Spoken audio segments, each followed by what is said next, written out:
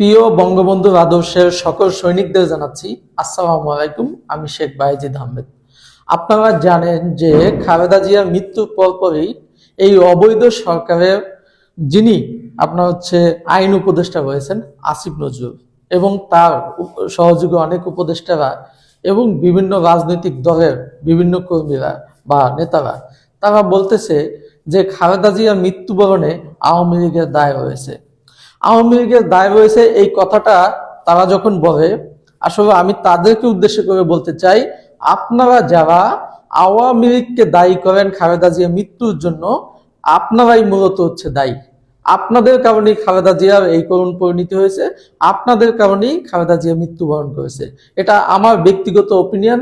এবং বাংলাদেশ আওয়ামী লীগকে যে দায়ী করেন, শেখ হাসিনাকে দায়ী করেন, এই জন্য তীব্র প্রতিবাদ ও নিন্দা জানাচ্ছি। আপনারা জানেন, প্রথমে আসি খালেদা জিয়া যখন জেলে থাকেন তখন অসুস্থ হয়ে পড়েন।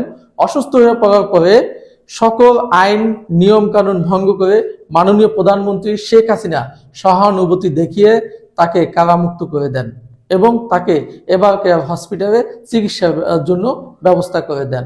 এবং সারা বাংলাদেশ সহ সারা পৃথিবী থেকে যত বড় বড় ডাক্তার আনার দরকার হয় এনে যেত এবার কেয়ার হসপিটালে চিকিৎসা করানো হয়, সেজন্য মাননীয় প্রধানমন্ত্রী শেখ হাসিনা নির্বাহী আদেশ দেন। অথচ আজকে আপনারা মাননীয় প্রধানমন্ত্রী শেখ হাসিনাকে দায়ী করেন। 2024 সালের 5ই আগস্টের পরে মাননীয় প্রধানমন্ত্রী শেখ হাসিনা দেশ ত্যাগ করেন, আপনারা জানেন। তারপরে তো খালেদা জিয়া লন্ডনে গিয়ে চিকিৎসা করে আসছেন। তারপরে এবার আপনারা সেনাকুঞ্জে কেন খালেদা জিয়াকে নেওয়া হয়েছিল? সেনাকুঞ্জে এই অসুস্থ অবস্থায় খালেদাকে নিয়ে কেন সেখানে কি খাওয়ানো হয়েছিল?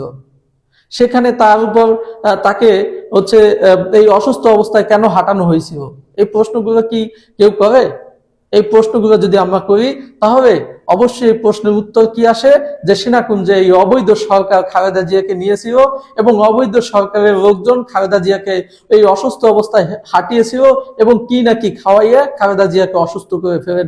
এবং এই খালেদা জিয়ার মৃত্যুর জন্য এই প্রশ্নের উত্তর যখন আমরা মিলাবো তখন এই অবৈধ সরকার কি আমরা দিতে পারি। তো এখন বিষয়টা যে খালেদা জিয়া মহান আল্লাহ তাআলার ডাকে সাড়া দিয়ে চলে গেছেন। আমরা কাউকে দোষারোপ করি না, কিন্তু মিথ্যা তথ্য, মিথ্যা কথা, মিথ্যা অপপ্রচার চালানো আমরা বিরোধিতা করি। একটা জিনিস আজকে বাংলাদেশ আওয়ামী লীগের উপর দোষ চাপিয়ে কারা আপনার সুফল হতে চায় বা সফল হতে চায় বা সুবিধা নিতে চায়, বিএনপিকেও বুঝতে হবে এটা। বিএনপিকে বুঝতে হবে এটা। কারণ একটা জিনিস আওয়ামী লীগ এবং বিএনপি, একটা শেখ হাসিনা এবং খালেদা জিয়া বা বঙ্গবন্ধু জিয়াউর রহমান। বঙ্গবন্ধুর নেতৃত্বে জিয়াউর রহমান যুদ্ধ করেছিলেন, কিন্তু পরবর্তীতে জিয়াউর রহমানের কিছু ভুল কৌশলের কারণে আওয়ামী লীগ এবং বিএনপির মধ্যে একটা বিভক্তির সৃষ্টি হয়।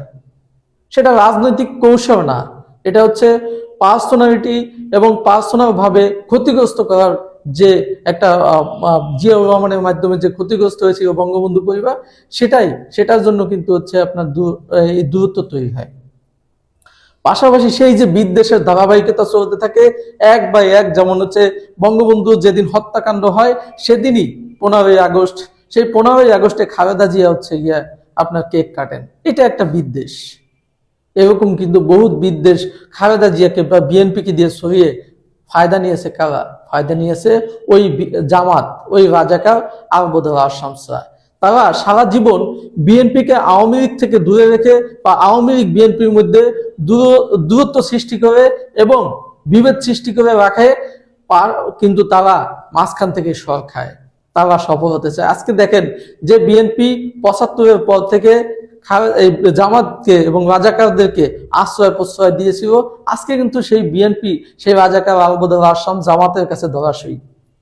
মূলত মেটিকুলাস ডিজাইন খালেদা জিয়াকে কিভাবে হত্যা করবে সেটাও এই অবৈধ সরকার করেছে এবং জামাত এই রাজাকাররা করেছে। এবং বিএনপিকে কোন ঠাসা করে এই রাজাকার আলবদর আসামসরা ক্ষমতায় যেতে চায় বিদায়ী খালেদা জিয়াকে হত্যা করছে। এই ছোট্ট সমীকরণ যদি না বোঝেন তাহলে রাজনীতি কেন করেন আমরা জানি না। শুধু আওয়ামী বিদ্বেষী হয়ে আওয়ামী লীগের উপর বিদ্বেষ ছড়িয়ে আপনারা রাজনীতি করতে চান, তাহলে তো আপনারা রাজনীতিই বোঝেন না। একটা জিনিস রাজনৈতিক নেতৃবৃন্দের উদ্দেশ্যে বলবো, সেটা আওয়ামী লীগ বিএনপি সবার উদ্দেশ্যে, আপনাদেরকে অবশ্যই সব দলেরই ভুল হয়েছে। যেমন 1991 সাল থেকে 96 সাল পর্যন্ত খালেদা জিয়া ক্ষমতায় এসে আপনার আওয়ামী লীগের উপর যেভাবে নিপীড়ন নির্যাতন চালিয়েছে, 2001 সাল থেকে 2006 সাল পর্যন্ত ক্ষমতায় এসে আওয়ামী লীগের উপর নিপীড়ন নির্যাতন এবং গ্রেনেড হামলার মতো ঘটনা ঘটিয়ে নরকীয় ভাবে মানুষকে হত্যা করা হয়েছে, নেতাকর্মীদের হত্যা করা হয়েছে। শেখ হাসিনাকে হত্যা করার জন্য সারা বাংলাদেশে হামলা, বোমা পোতা এবং এই 21শে আগস্ট গ্রেনেড হামলা ঘটানো হয়।